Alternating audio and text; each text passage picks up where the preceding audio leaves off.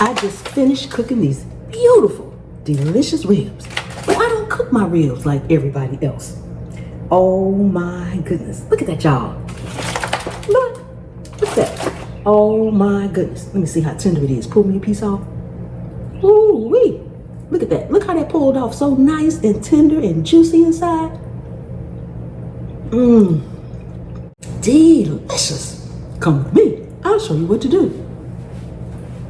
Okay, so this is a pork spare rib. The first thing we're going to do is trim off all of this excess fat.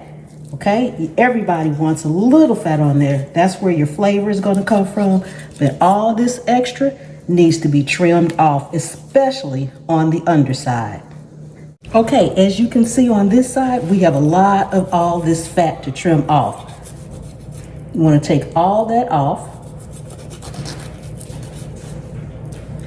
This right here is your skirt. You want to keep it, but you want to remove it. If you leave it attached, it's going to burn very quickly while your rib is cooking. So you just want to remove it. It's edible, it's good, it's delicious, but you need to cook it by itself. It'll cook real quick. As soon as it's done, you want to take it off. And if it has any excess fat on it, you can trim that off as well. So I'm going to cut the rest of this excess fat off and we'll be right back. Everybody's going to trim the amount of fat that they want off of their own rib. You do the same thing. Okay, now that we have it all trimmed up and everything, the next thing we need to do is remove this membrane. You can see it right here. See that? We want to remove that. The easiest way to do that, and sometimes if you get lucky, you can grab it and the whole membrane will come off. Otherwise, it may break into pieces and you just have to keep going. But take a butter knife and put it up under there just like that so that you can get an edge. Then you want to grab a paper towel. Paper towels seem to be the easiest. You can probably do it with rubber gloves on as well. Take your paper towel and you want to grab this membrane by the paper towel and then hold it down with one hand and pull. Okay, as you see, it broke off, but there you have some of that membrane. Now we're just going to keep going until we get all the rest of this membrane off of here. Okay, and it'll break and you just have to keep pulling some up and getting it until it's all off. Now, you will find a lot of people, especially pit masters, they will cook this whole rib just like this on the grill, low and slow. Then they'll wrap it with their sauce, getting it tender, getting that flavor in there. But sometimes as home cook, we don't have hours to cook it. So when you want to go ahead and get her done, you cut your rib in advance. And that's what I'm getting ready to do. Just want to cut it right between the bones, okay?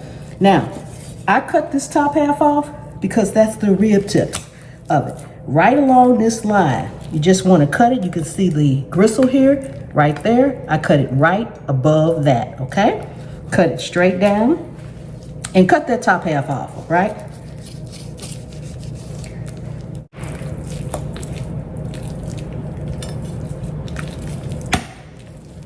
Then personally, I like to go between each bone and cut it just like that. That's what you have. Just between each one.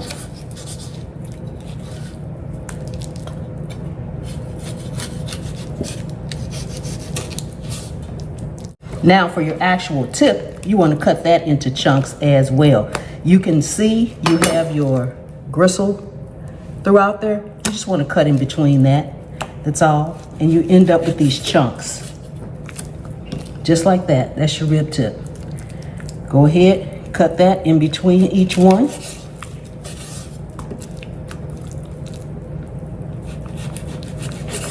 And once I have my rib trimmed and cut, it's time to go ahead and season. The first thing I like to do is go in with just a little bit of my favorite macadamia nut oil. Buttery flavor. It's going to coat it really well and allow the seasoning to adhere. You don't need a lot, just a good drizzle. You want to rub that in really well. It's going to help coat it so that when you add your seasoning, it will adhere really well. Now, of course, I'm going in with my Pam's Prep all-purpose seasoning. This is the only one you need. Low in sodium and it has no sugar. So you do not run the risk of your ribs burning while they're on the grill from the sugar. We're going to season these up really well. And you want to have a good amount of seasoning on your ribs, okay? Once you get all this seasoning on there, we're going to flip them over. We're going to do the other side. But you kind of just want to pat it down just a little bit. Okay? Now we're actually going to let these sit with the seasoning on them overnight.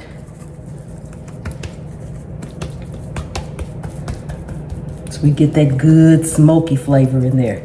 Flip them over, do the other side. Always season both sides. Always season in layers. So we're going to flip all of these over. Once we flip them over, we're going to give them another drizzle with the macadamia nut oil. You see how well the seasoning was able to adhere because we put that Strength Genesis macadamia nut on it. I'll have that link in the description. Okay, it's easy if you push all of your ribs together. That way you don't have to worry about, you're not seasoning your counter, you're not seasoning your cutting board. You're actually seasoning the meat. It's going on the meat, okay? Rub that in on the second side. Give it a generous coat. After these have sat in the refrigerator overnight, I will see you all at the grill.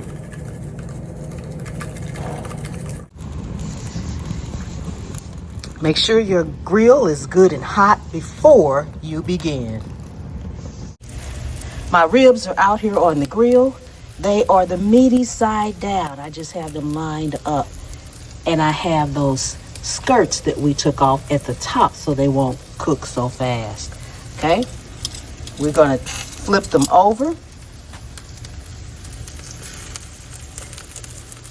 And they are looking good. Okay? You want to flip them over a couple of times. Make sure they are nice and cooked inside. Ooh, these are absolutely amazingly delicious. Oh my goodness. Take a look, take a look. Yes. Ooh, thank you all so much for coming and hanging out with me today here in my kitchen. I really do appreciate each and every one of you all. Let us taste. Pull me a piece off. So, break me off a piece.